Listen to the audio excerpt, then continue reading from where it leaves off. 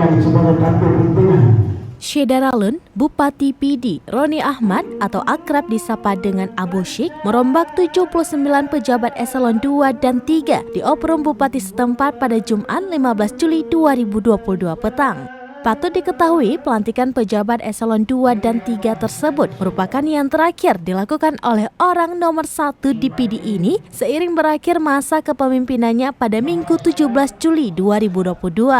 Data diperoleh dari Badan Kepegawaian Pengembangan dan Sumber Daya Manusia atau BKPSDM PD, tercatat 79 pejabat yang dilantik itu terdiri dari 1 staf ahli, 3 kepala dinas, 2 camat, sekretaris, kabak, dan kabid.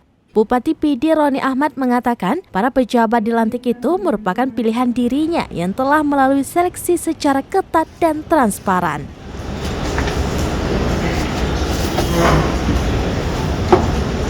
Hari ini, sore ini, dibuka mungkin Dari Sigli, Idris Ismail, Serambian TV.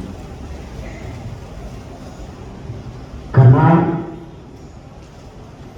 saya dikumpulkan sebagai tampil pimpinan.